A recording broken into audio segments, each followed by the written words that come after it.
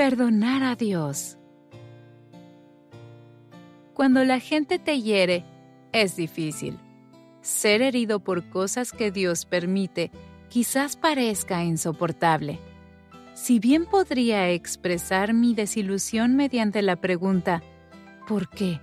O ¿cómo? Cuando apoyo la cabeza sobre mi almohada empapada en lágrimas, las interrogantes pueden convertirse en sentimientos amargos. Es posible que no levante la mano en el estudio bíblico y admita que honestamente estoy luchando por perdonar a Dios. Pero tengo dudas respecto a esto. Tengo sentimientos heridos. Quizás tú también. Ahí fue donde estuve la semana pasada. Realmente creía que Dios me daría algo de tiempo antes de recibir otro golpe duro. Tenemos una familia grande con muchas personas que se involucran en las vidas de los demás, por lo que es comprensible que siempre haya algún tipo de situación. Por lo general, me las arreglo con todos los tipos de personalidades y las diferentes formas de procesamiento. Pero la semana pasada se estaba gestando una situación a la que no pude dejar de reaccionar con una sensibilidad adicional. Algunos de mis familiares querían invertir en un nuevo negocio. Todos parecían estar de acuerdo, menos yo. Repito, me lleva tiempo descubrir lo que estoy sintiendo exactamente. Y aunque no era capaz de señalarlo con precisión, sabía que mi miedo por esta situación era intenso.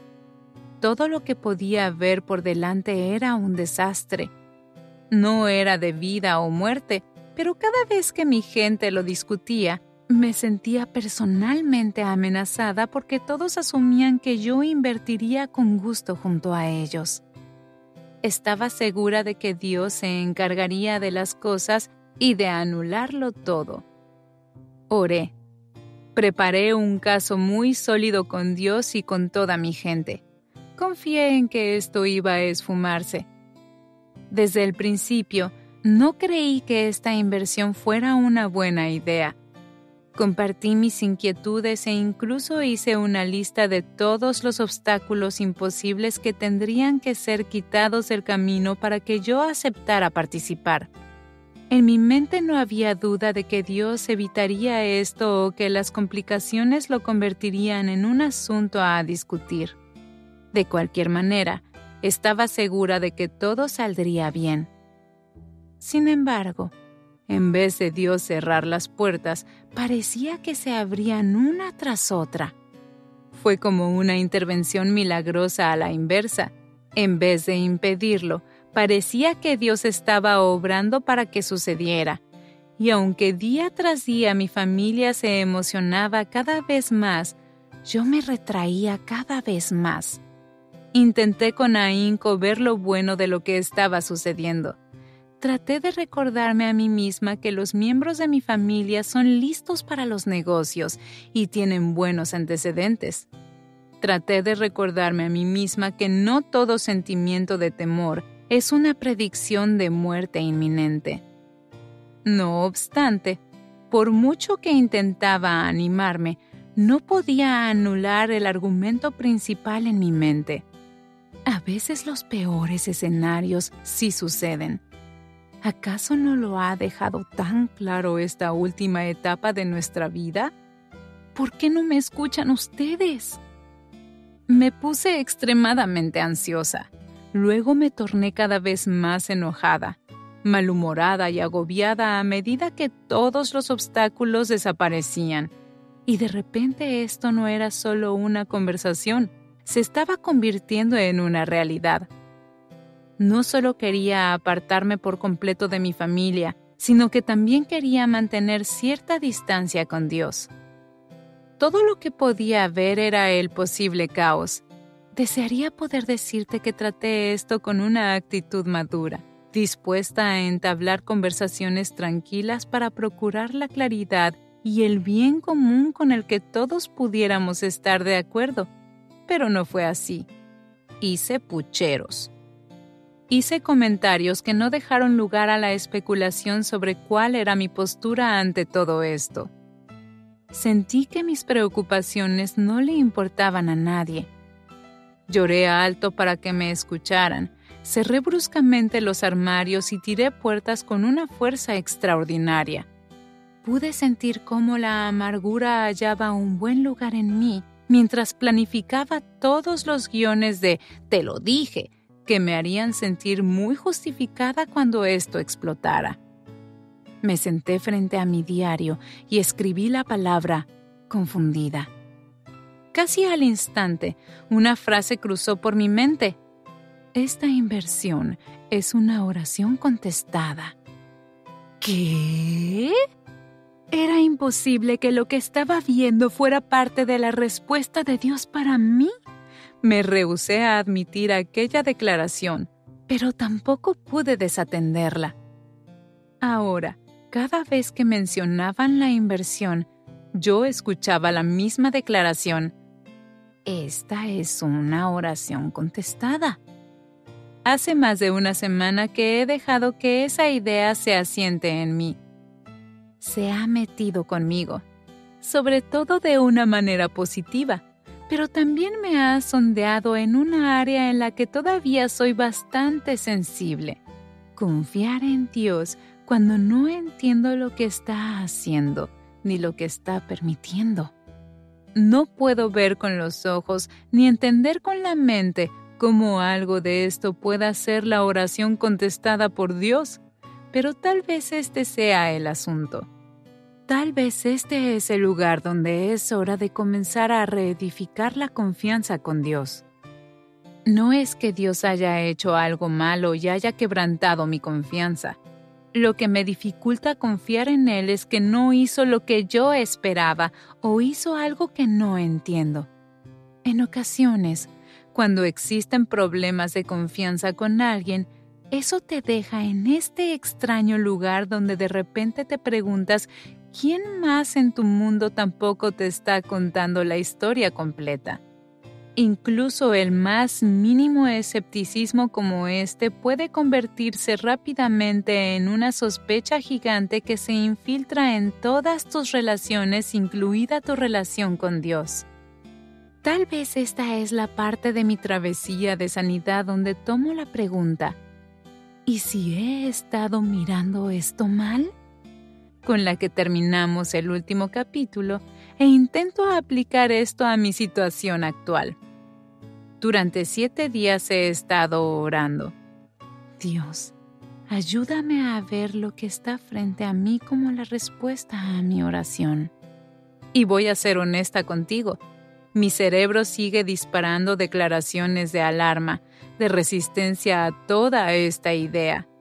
Sin embargo, como también he visto lo que la palabra de Dios nos enseña sobre la forma en que Dios nos provee y el por qué yo podría no interpretar lo que estoy viendo de manera correcta, me he quedado sumamente perpleja, en el buen sentido. Demasiado bueno para mí como para no compartirlo contigo. Dado que el desarrollo de la confianza en las relaciones tiene que ver, en parte, con una buena comunicación, la oración tiene que jugar realmente un papel en mi confianza con Dios. Yo he orado desde que tengo uso de razón, pero en muy raras ocasiones he tenido la idea de mirar a mi alrededor y ver el hoy, este momento, esta etapa, como la oración contestada. Cuando pienso en las peticiones de oración, pienso en lo que espero que Dios haga, no en lo que ha sido hecho hoy. La razón por la que no puedo ver lo que vivo hoy como respuesta a mis oraciones es que muy a menudo, tal vez incluso siempre, lo recibido no coincide con lo que imaginé. Las respuestas de Dios no se parecen a lo que he imaginado de manera tan nítida en mi mente, y esto es lo que complica mi vida de oración. Todo parece tan desconocido e incierto. A veces he percibido que mis oraciones son como peticiones caprichosas que me hacen sentir bien, pero en el fondo sé que no es muy probable que sucedan. Es como tirar una moneda de 1 centavo a una fuente, o pensar en mi deseo más profundo justo antes de soplar mis velas de cumpleaños. Lo sigo haciendo, pero realmente espero muy poco. O bien, he comparado las oraciones con las entregas de Amazon Prime. Quiero que lo que me entreguen se parezca a lo que esperaba y llegue en un tiempo récord. La respuesta será entregada en mi puerta de inmediato. Y me siento tan cerca de Dios porque Él hizo lo que quería. Pero si la oración funcionara así, habría algo demasiado humano y predecible en ello. Entonces mis oraciones se convierten en un pedido que hago, las respuestas tan baratas como los productos, y el expedidor no es más que una entidad distante en la que pienso poco hasta que necesito algo más. Con respecto a la oración, yo he esperado muy poco de Dios y demasiado de mí misma. He esperado que un Dios infinito reduzca sus inmensas maneras de hacer las cosas a lo que yo puedo pensar y pedir. Necesito cambiar esto. Quiero acercarme a Dios con mis necesidades, mis deseos, mis anhelos desesperados y reconocer que todo lo que Él pone ante mí es su pan de cada día. Sí, las personas pueden crear un caos que no proviene de Dios. Y sí, el quebrantamiento de este mundo puede quebrantar mi realidad. Pero en medio de esto hay una buena provisión de Dios. Eso es lo que debo buscar y lo que debo decidir ver. Cuando Jesús nos enseñó cómo orar cada día, su primera petición fue por el pan diario. Pero, ¿no es cierto que el pan tomó varias formas diferentes en la Biblia? A veces tiene aspecto de un pan cocido al horno. Levítico, capítulo 2, versículo 4. Otras veces maná del cielo. Deuteronomio, capítulo 8, versículo 3. O mejor que todo, como Jesús, quien se declaró a sí mismo el pan de vida. Juan, capítulo 6, versículo 35. No obstante, si su provisión no se asemeja a lo que esperamos, es posible que no reconozcamos que lo que tenemos delante de nuestros ojos es su pan. Como señala 1 Corintios, ahora vemos todo de manera imperfecta, como reflejos desconcertantes, pero luego veremos todo con perfecta claridad. Todo lo que ahora conozco es parcial e incompleto, pero luego conoceré todo por completo, tal como Dios ya me conoce a mí completamente. 1 Corintios, capítulo 13, versículo 12. Nueva traducción viviente. Énfasis añadido. Solo Dios puede ver lo que falta en nuestras vidas cuando le pedimos su provisión. Sentimos la inquietud de una necesidad y naturalmente llenamos el espacio en blanco de lo que creemos que necesitamos. Pero nuestras vidas son como un revoltijo de piezas de rompecabezas. Nosotros solo lo estamos armando lentamente, pieza por pieza. Y si bien establecemos algunas conexiones sobre cómo encajan las cosas, todavía no vemos el cuadro completo. Por lo tanto, no podemos saber exactamente lo que falta. Dios lo ve todo tan claro como el agua. Nunca está inseguro, ni asustado, ni los espacios en blanco pueden intimidarlo. Él permite que nos falten piezas para que no tengamos que hacerlo todo por nuestra cuenta. Aquí es donde encaja su provisión. Él siempre ve la forma de las piezas faltantes y nos da una porción de sí mismo, que a veces parece un pan, otras veces maná. Pero sobre todo, tiene semejanza a Jesús. Los tres son la provisión perfecta de Dios. Pero con nuestros ojos humanos, probablemente solo reconoceríamos la barra de pan como buena y la más apropiada. y esto sería una gran tragedia. Quizás estemos llorando porque nada se parece a un pan, mientras a nuestro alrededor tenemos maná o, mejor aún, a Jesús mismo. La barra de pan puede ser lo que quiero de Dios, tal vez incluso lo que espero de Dios, pero si no tiene la apariencia que yo creo que debería tener, esto puede hacer que me cuestione su amor o incluso que empiece a resentirme porque no llega.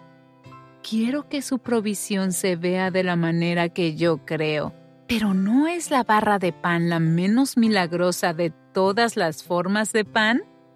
Es el tipo de provisión que para recibirla de la tierra tenemos que trabajar.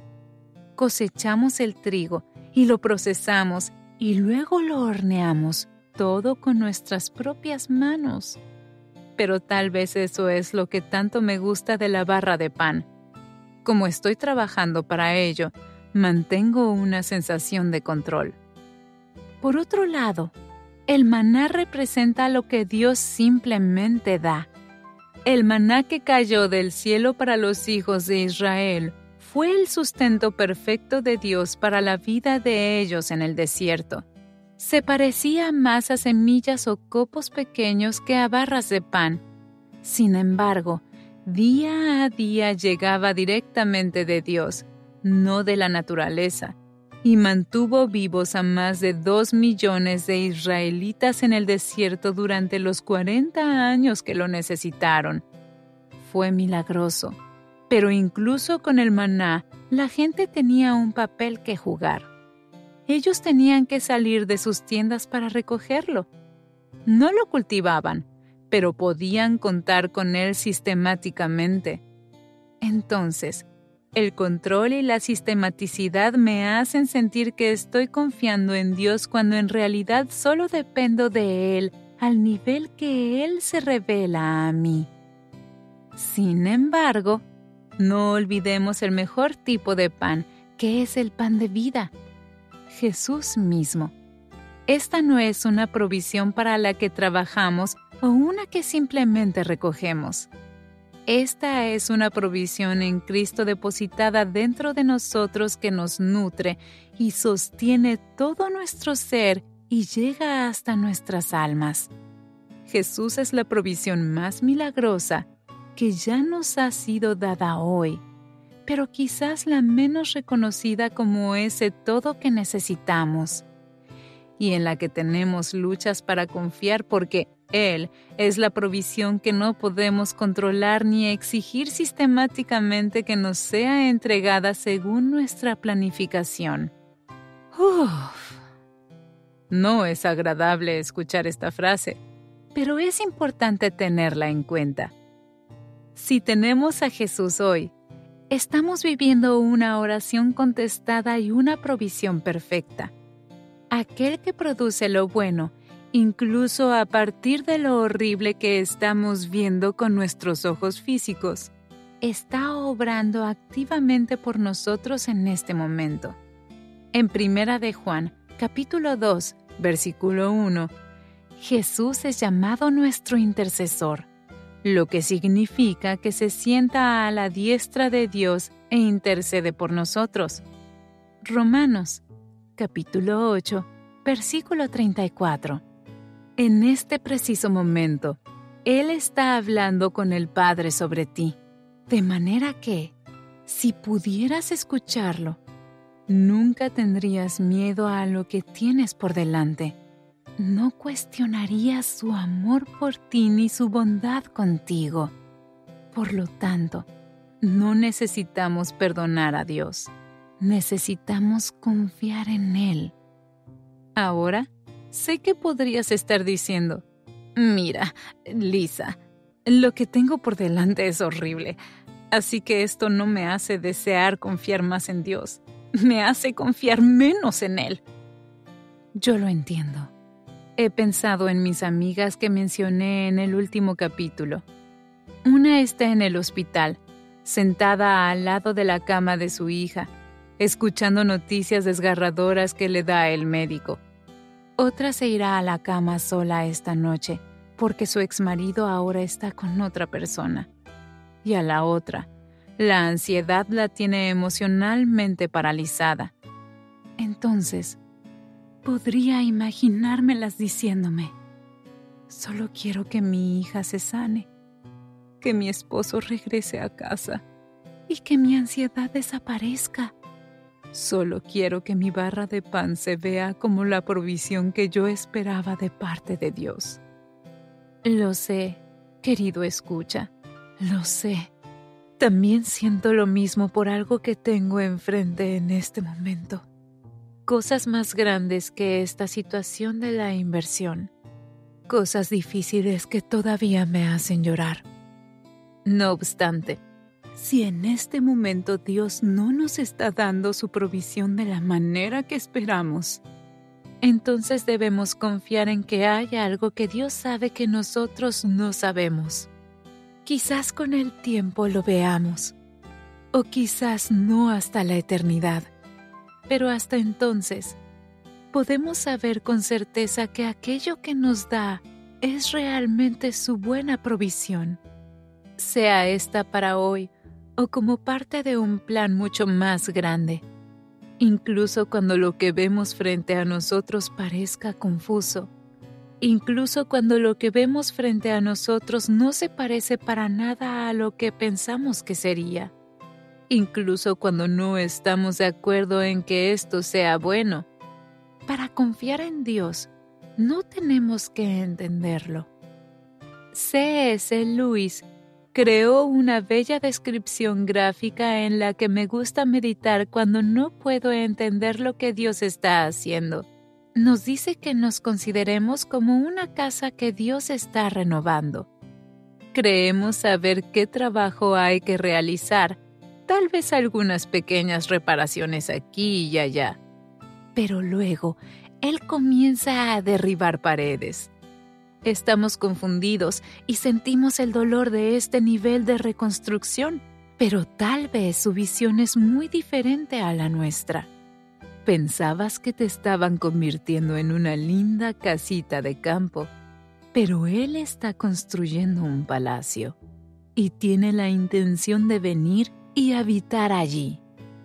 Nosotros vemos una casita de campo. Dios ve un palacio. Nosotros vemos destrucción.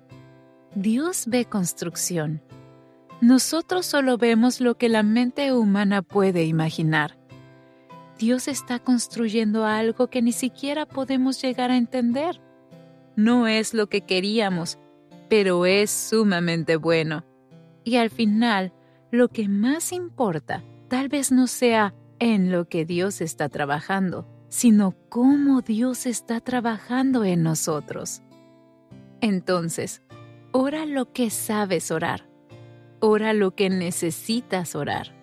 Ora todas las palabras y deja que las lágrimas desemboquen en sollozos, exigencias, frustraciones y dudas mezcladas con esperanza. Pero luego deja que la fidelidad de Dios interprete lo que ves. Deja que la fidelidad de Dios edifique tu confianza. Deja que la fidelidad de Dios alivie el dolor de tu confusión, tu amargura y tu desconcierto. La fidelidad de Dios no se demuestra cuando su actividad se alinea con tus oraciones. Es cuando tus oraciones se alinean con su fidelidad y su voluntad que te sientes cada vez más seguro de su actividad. Incluso si, quizás especialmente si, su actividad y sus respuestas no se parecen a lo que tú imaginabas. Titulé este capítulo Perdonar a Dios, no porque Dios necesite ser perdonado. No obstante, a veces, en medio de un dolor profundo, nuestros corazones pueden comenzar a creer erróneamente que Dios tiene la culpa.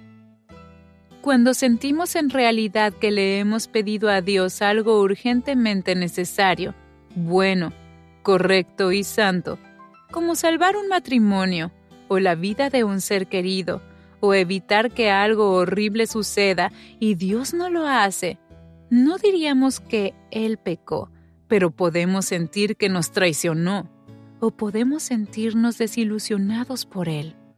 O posiblemente nos preguntemos si le interesamos a Dios.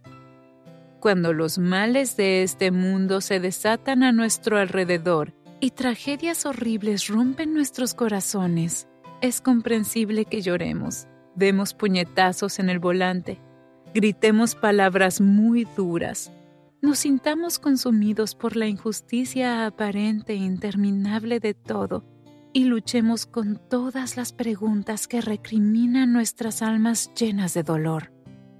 El problema es cuando llegamos a conclusiones desde esa posición, porque, como hemos comentado, nuestras perspectivas, especialmente mientras estamos aquí, son incompletas. Lo que vemos hoy no es todo lo que hay que ver. Nuestros pensamientos y nuestros caminos son imperfectos. Si no podemos entender los pensamientos de Dios y sus caminos en nuestros mejores días, ciertamente no podremos entenderlos en nuestros peores días. El apóstol Pablo fue muy directo en su enseñanza de que debemos destruir los argumentos y las posiciones altivas que se levantan en contra del conocimiento de Dios.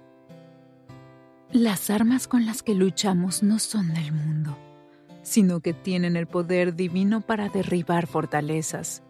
Destruimos argumentos y toda altivez que se levanta contra el conocimiento de Dios y llevamos cautivo todo pensamiento para que se someta a Cristo.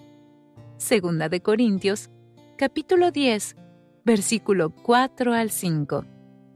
Independientemente de lo que veamos, cuando a nuestra mente venga un argumento u opinión que habla en contra de la bondad de Dios, no lo albergamos. Lo destruimos antes de que comience a causar destrucción en nosotros. Este es un asunto mucho más importante de lo que yo había comprendido. Préstale atención. Desde el comienzo de la Escritura, el enemigo de nuestras almas ha usado argumentos en contra de Dios para hacernos dudar y erosionar nuestra confianza en Él. Con Eva, el enemigo usó la altivez de que tener los ojos abiertos al bien y al mal la ayudaría a ser más como Dios porque ella sabría lo que Él sabe. ¡Qué gran mentira! Ella conocía un mundo sin mal. El enemigo logró engañarla para que deseara ser conocedora del bien y del mal. En Génesis, que Adán y Eva comieran del fruto prohibido no solo trajo el pecado al mundo. Ellos cambiaron su perspectiva perfecta y eterna por una perspectiva terrenal e imperfecta. Presta mucha atención a esto. Antes del pecado, Adán y Eva tenían una perspectiva eterna, una confianza perfecta en Dios porque todo lo veían a la luz de su plan bueno y su absoluta bondad. Pero cuando comieron del árbol del conocimiento del bien y del mal, cambiaron su perspectiva eterna por una perspectiva terrenal. Y cuando recibieron el conocimiento del bien y del mal, apareció la confusión. El miedo a lo desconocido reemplazó la seguridad y la paz que anteriormente poseían. Se dieron cuenta de su propia desnudez, tuvieron sentimientos de vergüenza, intentaron cubrirse y esconderse, y una de las consecuencias de su pecado fue que tuvieron que abandonar la perfección del jardín. Trágicamente, Génesis 3 culmina cuando ellos tienen que abandonar el jardín. Y luego en Génesis 4 tienen 2 hijos, uno de los cuales asesina al otro. Fue un mal negocio. Ellos renunciaron a lo que tan urgentemente deseamos, la claridad de verlo todo a la luz de la eternidad. A cambio, obtuvieron eso con lo que ahora tenemos que luchar, la confusión del sufrimiento en la tierra.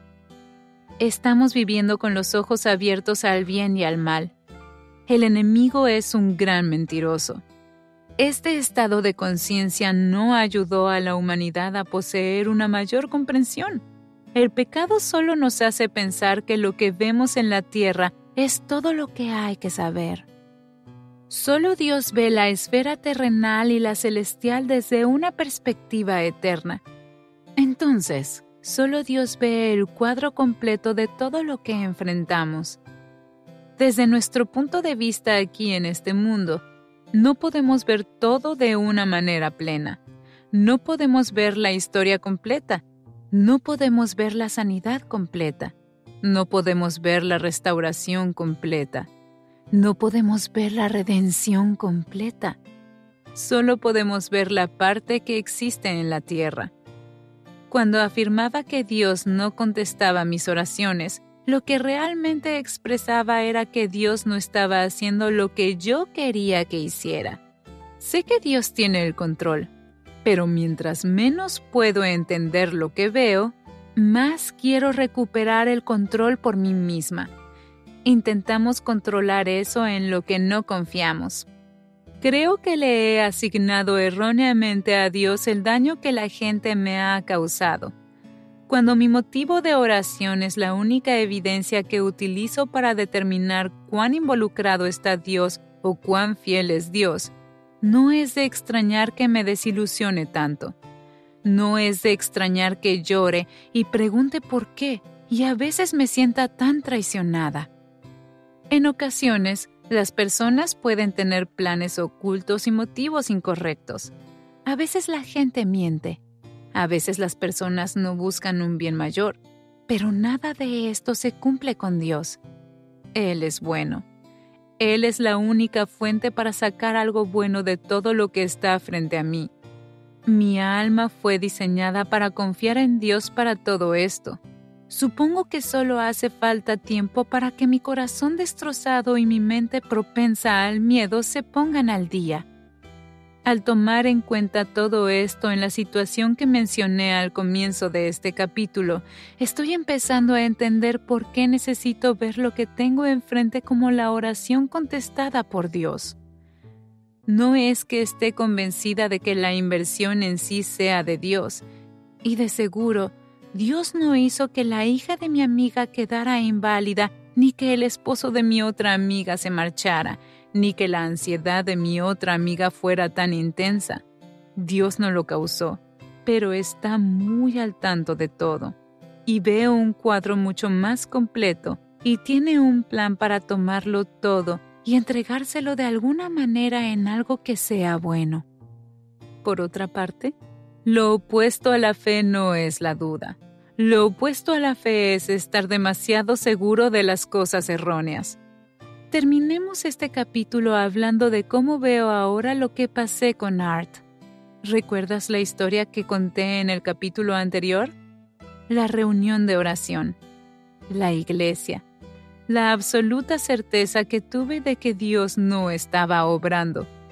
Ha pasado el tiempo suficiente y he podido ver mejor el cuadro más grande que se despliega. De esto yo estaba muy segura. Cuando vi que Art no tuvo una respuesta emocional al servicio de oración, estuve segura de que eso significaba que Dios no pudo hacerlo entender. Cuando Art no respondió a mis emociones como yo pensé que debería hacerlo, estuve segura de que eso significaba que ya no le importaba. Cuando Art se metió hasta el cuello en decisiones que me rompieron el corazón, estuve segura de que él estaba absolutamente eufórico y que se deleitaba en su vida de parranda. Estaba demasiado segura de muchas cosas erróneas. Dios se estaba moviendo. Dios estaba obrando. Art no estaba viviendo el mejor momento de su vida. Ahora él se refiere a esa etapa como una pesadilla. Dios estaba haciendo su mejor trabajo en lo invisible, y en dependencia de cómo Art respondiera, Dios me rescataría o nos reconciliaría en la relación. De cualquier manera, cada día era la oración contestada por Dios. Y aunque rara vez recibía las barras de pan que seguía buscando, estaba viviendo un milagro lento que sencillamente no podía ver. Ahora me doy cuenta de que Dios no necesita ser perdonado. Él no me ha hecho daño. Él no ha pecado. Yo solo miraba el lugar más difícil y pensaba que era el final. Me perdí algo sumamente importante, algo que ahora veo. Desde una perspectiva terrenal, las cosas se ven de una forma, pero Dios ve de manera diferente. Yo seguía viendo mi pérdida, el daño, la herida, el dolor. Estaba ciega debido a que no sé todo lo que hay, a lo que es mejor y a lo que no lo es. Y aunque los días eran horribles, Dios siempre estuvo conmigo. Todos los días me estaba proveyendo. Todos los días Él estaba allí. E independientemente de si podía reconocerlo o no, yo estaba viviendo en oraciones contestadas.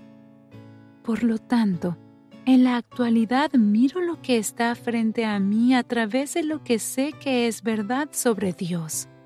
Esto es un regalo. Esto se puede usar para bien.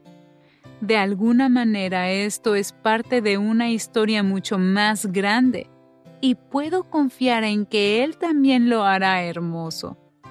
Ahora, solo tengo que seguir tomando la decisión de buscar lo bello.